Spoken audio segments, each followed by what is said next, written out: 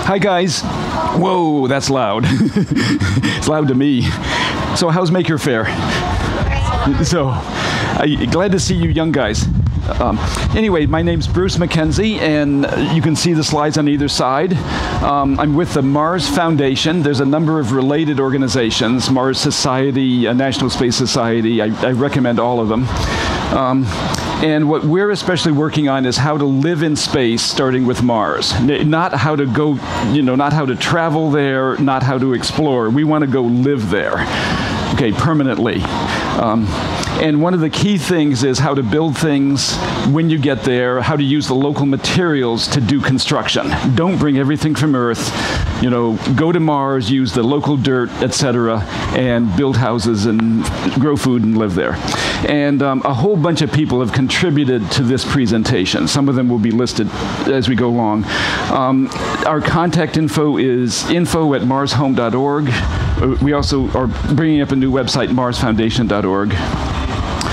Okay, we had a design team of volunteer engineers who put together a design we call the Hillside Settlement. We've got a 100-page report. If anybody wants to do some final editing and help us publish it, let me know. And it goes into a lot of detail on how you do construction on Mars. This particular design was for 12 people to live there. They build a duplicate of that structure every 2 years. So every 2 years, an additional 12 people could arrive. That would be made mostly out of fiberglass, brick, and a little bit of plastic. But even that is a little expensive to send 4 people. By the way, it's very expensive to get to Mars. It's even more expensive to come back from Mars. But it's cheaper than a lot of government programs. It could be afforded by a few private individuals. It's going to happen. The question is when and how and who goes. So anyway, we're trying to cut the cost down rather than sending 12 people. We were working on other designs that might be made only of fiberglass and plastic. And we're trying to get it down even lower price. So here's another proposal that we're currently working on, where you'd send about 10 modules and then 2 people would land and live there and build it up. And then with help from others, and as soon as possible, additional people would go. I don't have time to go into details, but the numbers you see on the screen are the sequence in which we deploy habitats to live in, workshops, chemical processing, etc. Okay, one of the key things is a fabrication lab. Everybody's seen 3D printers here, right? Okay. By the way, we have an exhibit table indoors in the space area, and we have a non-working 3D printer that you can touch. It's so badly broken you can play with it. And we also have some sample materials that you might make. So come on inside afterwards and see it. But anyway, you could build a spacecraft that could land on Mars. Well, one spacecraft would be the habitat you live in, another would be the greenhouse, the waste processing, etc. But one of them would be a fabrication lab. Have a couple 3D printers, laser cutter, etc. And we're working on using those to build permanent structures on Mars. In this particular plan, after you get maybe the minimum base down on the surface, try to assemble it with robots the best you can. Then 2 people would go to Mars orbit. They'd test it out remotely from Mars orbit, controlling robots that are walking around. And when they're ready, they would descend to Mars. There might be another 3 people in orbit helping them robotically. And the key thing about this is there'd be no ascent craft. That is, there'd be no spacecraft on the surface that could launch you to come back to Earth, because that's about half the cost. That would about double the cost of the mission. Half the cost of a round-trip mission is just the spacecraft and the fuel to get you home. So we want to, with reasonable, minimal risk, get 2 people on the surface building and save the cost of the return trip. This is very risky, but there's, it's a good way to open up a new planet to live on. Okay, so you might have a couple people in orbit controlling the robots. One of them would be the size of a person, so you could remotely from orbit, walk around the base, move your hands and look at what the robot is looking at, test out the base, get familiar with it. And maybe, up in the picture, I have an old 3D printer. Maybe you might even try doing a little bit of construction and assembly with these robots. I think things will break. And you won't be able to do it, completely. And as soon as possible, a couple people would land, maybe 4 people, but 2 to 4 people would land, fix all the broken equipment, and then start growing food and manufacturing. A lot of people ask me how you could make materials on Mars. Making brick and fiberglass is the same way you do on Earth. You heat up the rock and sinter it or extrude it and make little fibers. You can also grow plants and get a lot of construction material from plants. Bamboo, wood, cotton, linen. You can get a lot of oils from plants and use those as raw materials. But what you see here is something that will actually make a hydrocarbon, and start the process of making plastics on Mars. This was built by high school students with help from one of the parents. And you can electrolyze water. Oh, there's big ice deposits in a few places on Mars. So Mars does not have trains running by to drown you out. It's very quiet on Mars. The air is so thin you can't really hear too well outdoors. Okay. So Mars has thin air. It's very cold, but because the air is thin, it doesn't chill you too much. The air is mostly carbon dioxide, a little bit of nitrogen you need for fertilizer. And I mentioned ice deposits. And you got dirt, somewhat similar to Earth dirt. Okay, but you can mine the ice and take the water, electrolyze it. So you run electricity through the water and you separate out hydrogen and oxygen. Okay? And this thing, if you can see that cursor moving, there's an input where you put in hydrogen here and Martian air here containing carbon dioxide. And they are combined with a catalyst right here, and it makes methane. Methane is a hydrocarbon. Natural gas is what you know as methane. Also, cows produce methane. And then so it also produces water. This is spontaneous. You don't have to set it on fire. I don't have time for questions until the end, sorry. Okay, and so the methane and water that you produce come in here. Here you chill it and you condense out the water, and then you recycle the water to make more hydrogen. And you're left with methane. Methane can be used for rocket fuel. Steps like this are how you make plastic. Okay, and as I said, this was constructed by high school kids. It doesn't take rocket science. Okay, plastics are a little harder. Frank Krosman put together a fair bit of information on how to make various kinds of plastics. Let me just show that. I won't try to describe it to you, but if you see right here, styrene, ABS is similar to styrene and is one of the things you see in the 3D printers. Ethylene can be used to make polyethylene for milk bottles. Here's polyester resin that we use for gluing together the fiberglass. Okay, getting to 3D printers. So anyway, the big stuff you'd make out of fiberglass, but the small stuff you'd make on 3D printers. I'll get to Lulzbot in a minute, but we're connected with the Lulzbot company that makes 3D printers. And here's a picture of part of their factory. They have about 40 3D printers running continuously, making parts for more 3D printers. And one thing we want to do is send a couple 3D printers to Mars and make more 3D printers, just like they do in this Colorado factory. Okay. By the way, for the medium-sized stuff, if you want to make furniture, kitchen cupboards, tables and chairs, it wouldn't really be cost-effective to use a 3D printer. They're just too slow to make very large objects. So what you might do is extrude sheets of plastic and use a laser cutter to cut out the patterns. So rather than ordering furniture from IKEA, you would order the CAD plans from IKEA or somebody on Earth. They would email you the CAD plans. It would cut out your IKEA shapes, and then you'd assemble your furniture. But the plastics has to be made there. Don't bring it from Earth. For greenhouses, probably the most important thing you can make is growing food, and so you want as many greenhouses. It doesn't rain on Mars, at least not in the past 2 billion years, so you got to irrigate. So you'd want to produce plastics out of the air or out of plant products and make pipes, and then all your fittings and your valves would be made from 3D printers.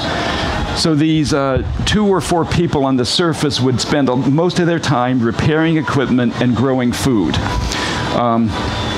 You can also make useful things around the kitchen. I have a little salt shaker that you'd make. I have an impeller that might go in a pump. So picture most of the things for your kitchen would not be brought from Earth. They'd be made after you get there. As soon as possible, these few people would build extra greenhouses, stockpile as much food as possible, bootstrap their manufacturing equipment. And when they have a few years' supply of extra food, initially they'd bring food from Earth, but as soon as possible, they'd start stockpiling food they grow there. Then more people can arrive only bringing themselves, maybe a suitcase of clothing, personal effects. Chances are a lot of the first people to arrive would be scientists. The first 4 would probably be construction engineers, but then you'd have more and more scientists arrive. After you have a small scientific base, then you need everybody. It basically becomes a small town, all walks of life.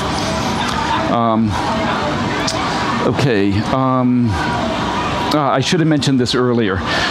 We have a 3D printer. It's a Lulzbot AO101. It is located in Hawaii at a pretend Mars settlement, a Mars habitat. So there's a program to do dietary and psychological studies at this Mars habitat. If you see this green structure, this is what the habitat looks like. It holds 6 people. It really exists. The crew is there for 4 months at a time on this lava field in Hawaii. They're in isolation. And this winter, we are planning to have various tests and demos using the 3D printer to repair things and build things there. And one of the reasons I'm here today is to ask for your help in making suggestions. If you were on Mars, what would you build? If you got a 3D printer on Mars, what would you make? What would be useful? Doctor. A doctor. You'd print a 3D doctor. Okay. I have a cartoon of someone who says, no, he's not my boyfriend. I printed him on a 3D printer. Okay, one question, quick. You would stockpile parts for everything you have, so that there's a breakdown of anything, or a combination breakdown of 3D printers and parts. Okay. Then you would be able to. Yeah. So she's saying you'd stockpile parts for everything. Well, you only stockpile extra parts for the critical stuff. So once you get about 3 or 4 3D printers, then you don't really worry about one of them breaking because you got some spares. But yes, anything that is life critical that you don't have a spare of, you'd start making spares as soon as you arrive. Okay, so anyway, this is the inside of the Mars habitat, and they only go out wearing pretend spacesuits, and so we're looking for ideas of how to use that 3D printer to build something useful. If nobody comes up with ideas, well, tell me afterwards, but we can, we'll start building a greenhouse. Okay. We would like to extend this on to traveling exhibits and museum things. So you could make a pretend Mars habitat out of that trailer and tour the country. We're advising 2 student groups at Worcester Polytechnic Institute in Worcester, Massachusetts. One of them is working on activities to go in a museum. The other's working on the settlement plan itself. And the goal is basically a growing settlement. Okay. And eventually, people will spend the rest of their lives there, hopefully, and end up having families, growing more and more food, building more structures for people to live in, and taking off. I think that's my last slide. Yes.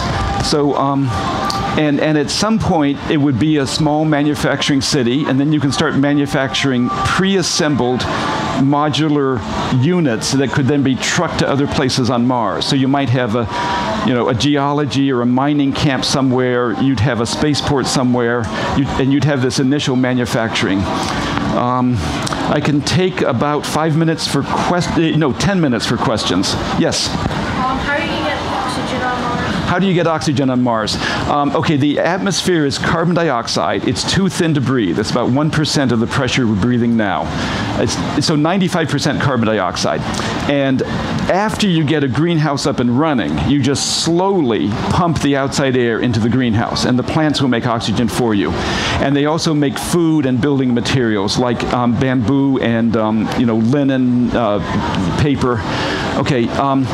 Now, initially, you have to separate the oxygen by some other means. My preferred method is you heat it really hot, either in a solar furnace or with a nuclear reactor. And if you get it hot enough, the CO2 will disassociate.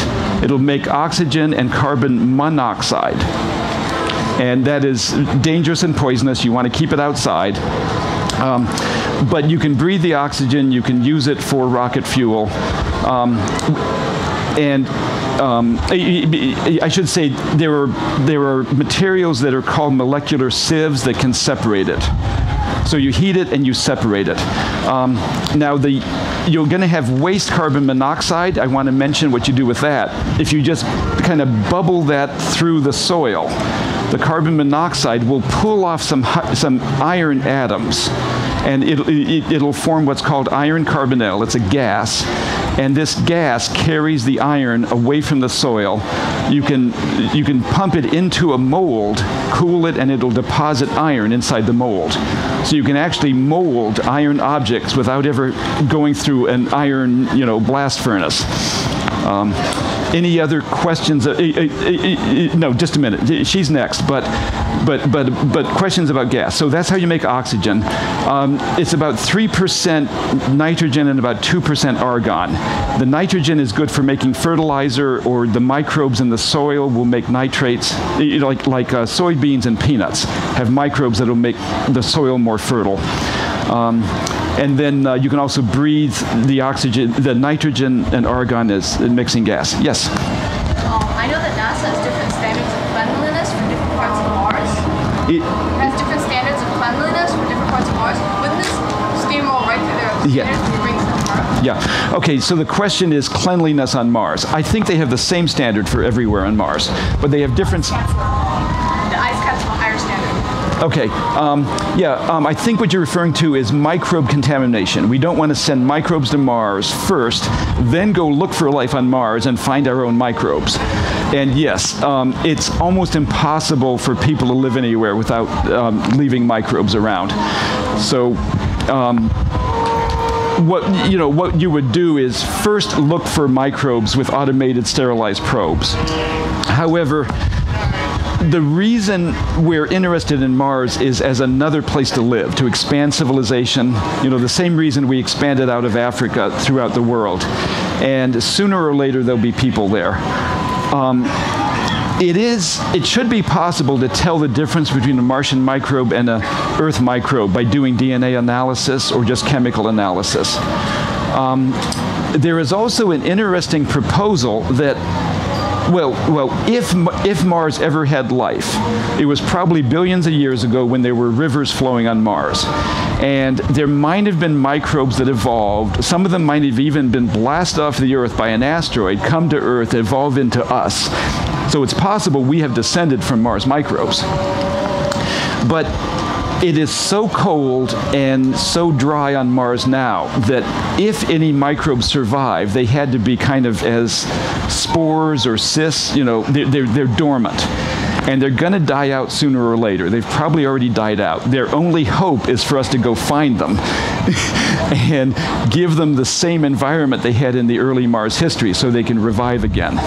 So that is debatable, but that's an interesting proposal. But the answer is yes. As soon as people open an airlock door, there's microbes going to get out, and it's almost impossible to stop that. Yes. What kind of people are you finding want to go to Mars and maybe never come back? Okay, the question is, what kind of people would want to go to Mars and maybe never come back? Okay, some of our proposals we'll send an ascent craft for the first crew only. And when the first crew figures it's completely safe, then another crew can come. And either the first or second crew can come back on short notice, but not both. Okay, yeah, all right. So we're running the Mars Foundation, and we are working on these technical plans. There was another proposal for a 100-year Starship. There was another proposal for asking for volunteers. This was about 3 years ago. There was a blogger in South Korea who made a mistake and confused all three of those programs. And he said the Mars Foundation is asking for volunteers for a one-way trip in a Korean blog. And we got about 300 applicants in one weekend. And Susan, who was receiving the mail, says, "We're being spammed. Turn it off. Get me off this address." And I said, "No, we're not being spammed. These guys are genuine." But every South Korean who wrote us couldn't write English well.